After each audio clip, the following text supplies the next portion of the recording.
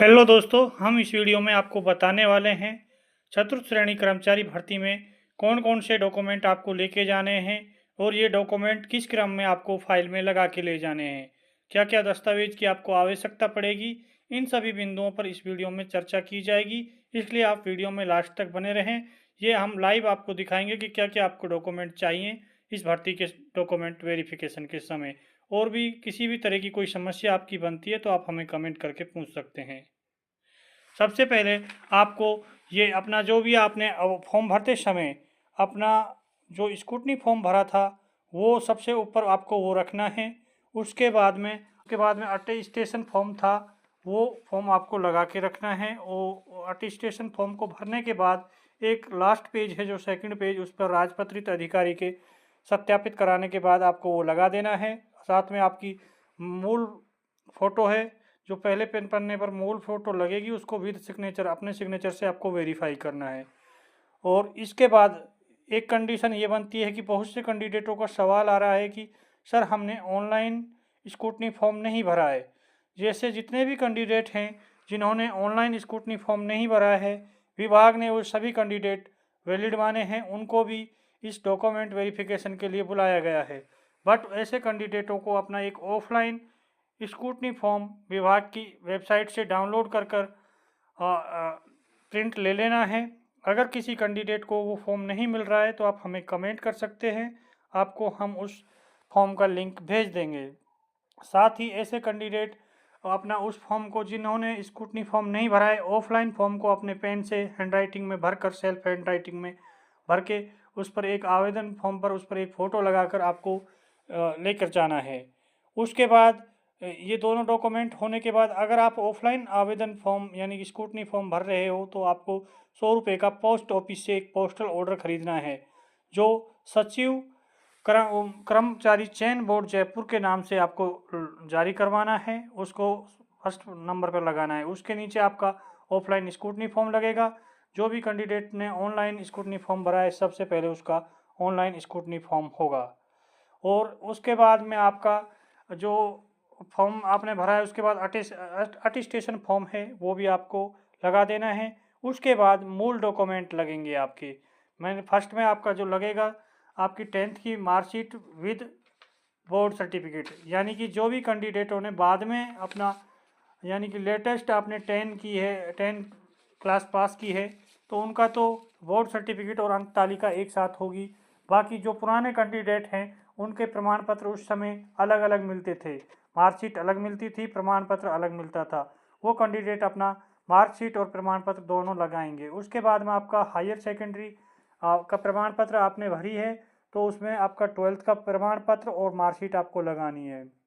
इसके बाद अगर आपने फॉर्म भरते समय स्नातक वगैरह आपने भरी है, बीए वगैरह भरी है, तो बीए का आपको मार्कशीट और प्रमाण पत्र लगाना है। उसके बाद पैरा स्नातक यानी कि आपने अगर अधिस्नातक किया हुआ है, एमए, एमकॉम, एमएससी किया हुआ है तो वो आपको लगा देना है। साथ में उसका प्रमाण पत्र भी आपको लगाना होगा। और उसके बाद आपको लगाना है, अगर आपके पास कोई भी डिप्लोमा है तो डिप्लोमा का आपको अंक पत्र और प्रमाण पत्र दोनों लगाने हैं।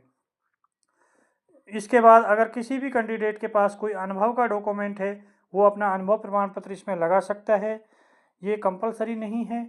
और इसके बाद आपको एक अपना मूल निवास प्रमाण पत्र आपको लगाना है। ये मूल निवास प्रमाण पत्र उस समय का होना चाहिए जिस समय आपने फॉर्म फिलअप किया था। बहुत से कैंडिडेट नया मूल निवास लेकर जा रहे हैं तो उनको शपथ पत्र लगाना पड़ता है कि आपने उस समय भी आपका मूल निवास वही जगह थी और ये इस समय भी आपका मूल निवास उसी जगह पर है, इसलिए उसका आपको 50 रुपये का स्टाम्प पेपर पर नोटरी कराकर एक शपथ पत्र पेश करना होता है।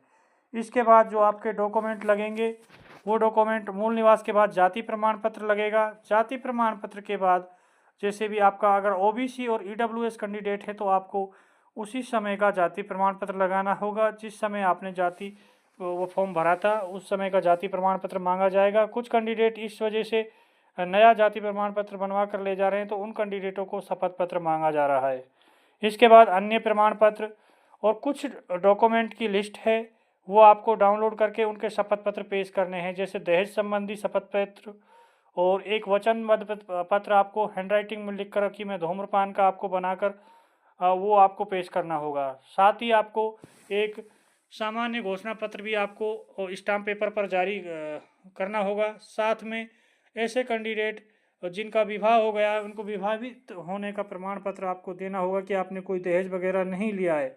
अगर आप विधवा, तलाकशुदा या किसी भी रिजर्व कैटेगरी यानी कि दिव्यांग वगैरह हैं तो उसका भी आपको एफिडेविट लगाना होगा या और अपना प्रमाण पत्र भी लगाना होगा। ये आपको एक संविधान की शपथ का आपको लगाना पड़ेगा शपथ पत्र। वो आपको हैंडराइटिंग में सादा पेपर पर आपको पेश करना होगा। ये आपके डॉक्यूमेंट हो गए हैं। इनके अलावा आपको इसके साथ में अपना जो भी आधार कार्ड है या आधार कार्ड के साथ में अपना वोटर आईडी वगैरह ऐसा आप अपना प्रमाण पत्र इसमें लगा सकते हैं। इसके साथ जो भी कैंडिडेट है आपको एक बात विशेष रूप से ध्यान रखनी है, आपको डॉक्यूमेंट वेरिफिकेशन सेंटर पर जाते समय जो आपने आवेदन भरा था, आवेदन फॉर्म किया था, उस समय का आपको आवेदन फॉर्म का प्रिंट आउट आपको लेके जाना है और साथ में आधार कार्ड। सबसे पहले आपको क्या करना होगा, सेंटर पर पहुंचने के बाद वहां पर आपको हेल्प डेस्क मिलेगा, महिला हेल्प डेस्क और पुरुष हेल्प डेस्क, अलग अलग हेल्प डेस्क बने हुए हैं।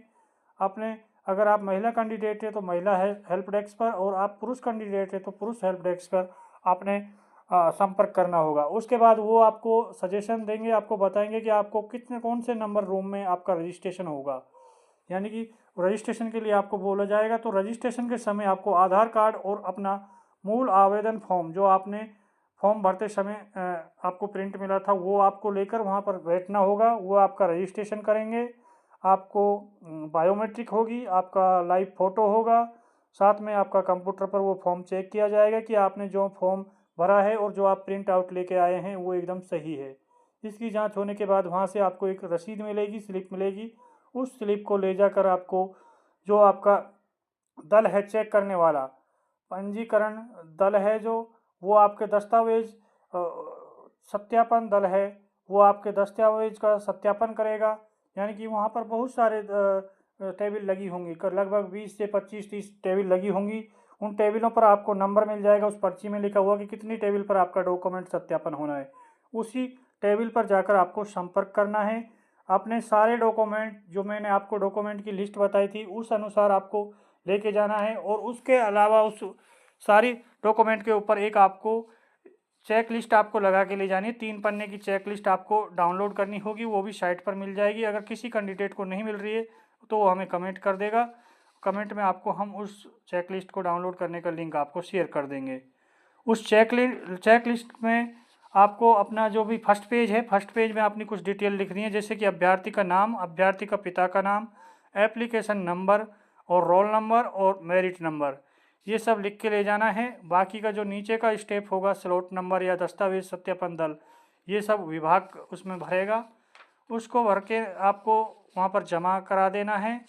जमा करने के बाद अपने जो भी दस्तावेज हैं, सभी दस्तावेज का एक फॉर्म तो आपका मूल फॉर्म बनेगा जिसमें सारे जो भी आपका नोटरी वगैरह हैं या जो भी आपका वो स्टाम्प वगैरह हैं वो ओरिजिनल लगेंगे।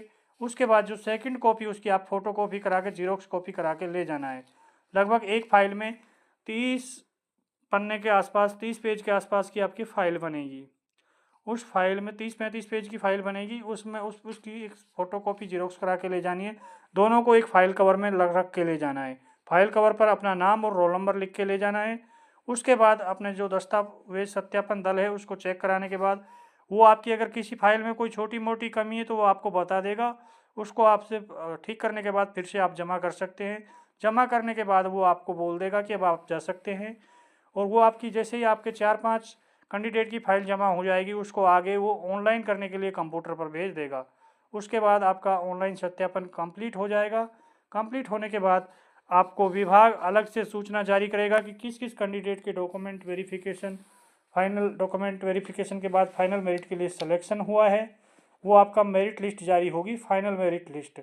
इस वीडियो में हमने आपको कंप्लीट डॉक्यूमेंट के बारे में कंप्लीट जानकारी देने की कोशिश की है। फिर भी किसी कैंडिडेट की किसी भी तरह की कोई भी समस्या हो तो आप हमें कमेंट कर सकते हैं। साथ ही इस वीडियो को ज़्यादा से ज़्यादा शेयर करें जिससे कि प्रत्येक चतुर्थ श्रेणी कर्मचारी के कैंडिडेट के पास ये वीडियो पहुंच सके, उनको किसी भी तरह की समस्या का सामना नहीं करना पड़े। और हमारे इस YouTube चैनल को ज़्यादा से ज़्यादा सब्सक्राइब करें जिससे कि ऐसी अपडेट और इस भर्ती से जुड़ी सभी कंप्लीट जानकारी आपको सबसे पहले मिल सकें। धन्यवाद।